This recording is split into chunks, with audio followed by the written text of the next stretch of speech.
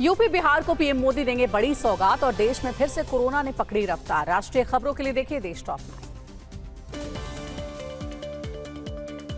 9। बिहार दौरे पर पहुंचे पीएम मोदी ने बीजेपी दफ्तर में 1.5 घंटे तक बैठक की। इस बैठक में विधानसभा चुनाव को लेकर मंथन किया गया, जिसमें पार्टी के सभी सांसद और विधायक मौजूद रहे। इनके अलावा जिला से लेकर बूथ स्तर पर कार्यकर्ता भी शामिल हुए, जिन्हें पीएम ने चुनाव को लेकर टिप्स दिए। साथ ही उन्होंने कहा कि राजनीति में सबसे ज्यादा जरूरी धैर्य है।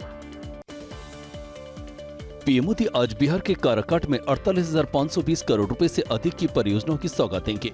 इसके बाद एक रैली को संबोधित करेंगे। पीएम आज यूपी का भी दौरा करेंगे। कानपुर में वो 47,573 करोड़ रुपए से ज्यादा की 15 बड़ी विकास परियोजनाओं की सौगात देंगे। इनमें मेट्रो, बिजली उत्पादन, अग्निशमन और सड़क निर्माण जैसे कई काम शामिल हैं। केंद्रीय गृह मंत्री अमित शाह जम्मू कश्मीर में सुरक्षा की समीक्षा के लिए 2 दिवसीय दौरे पर जम्मू पहुंच गए हैं। आज वो सुबह पुंछ जाकर पाकिस्तान की गोलीबारी से प्रभावित हुए परिवारों से मुलाकात करेंगे। इसके बाद पाकिस्तान की गोलाबारी से क्षतिग्रस्त गुरुद्वारे भी जाएंगे। साथ ही बीएसएफ कैंप का भी दौरा करेंगे।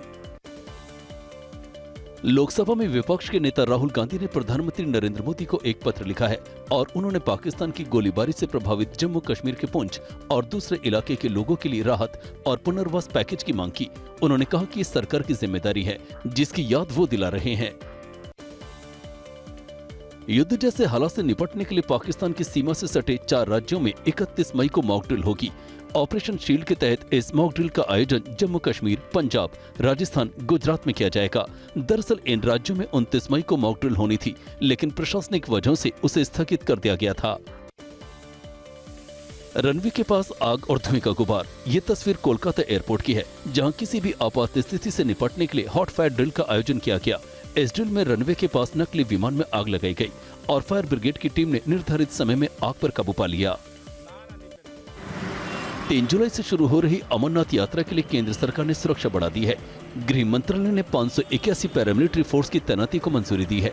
इसके तहत करीब 42,000 जवानों की तैनाती की जाएगी। इसमें बीएसएफ की 130, सीआरपीएफ की 128, एसएसबी की 67, आईटीबीपी की 55 और सीआईएसएफ की 45 कंपनियां तैनात होंगी। सभी फोर्स 9 अगस्त तक सुरक्षा में तैनात रहेंगी। बिहार में विधानसभा चुनाव से पहले चुनाव आयोग ने एक नया डिजिटल डैशबोर्ड लॉन्च किया है, जो पहले से उपलब्ध 40 से ज्यादा ऐप और वेबसाइट की जगह लेगा, जिसका नाम ECI net dashboard mobile app है। इसके जरिए चुनाव अधिकारी से लेकर मतदाता के सभी चुनाव संबंधी काम अब एक ही जगह पर हो जाएंगे। मतदाताओं को अब किसी भी काम के लिए अलग अलग ऐप का इस्तेमाल नहीं करना पड़ेगा। देश में कोरोना के मामले तेजी से बढ़ रहे हैं और ये आंकड़ा 1200 को पार कर गया है। सबसे ज्यादा एक्टिव केस केरल में है, जहां मरीजों की संख्या 450 से ज्यादा है, तो दूसरे नंबर पर महाराष्ट्र है। यहां एक्टिव केस की संख्या 425 है। केरल, महाराष्ट्र, दिल्ली, उत्तर प्रदेश समेत 6 राज्यों में कोरोना से अब तक 13 लोगों की मौत हो चुकी है।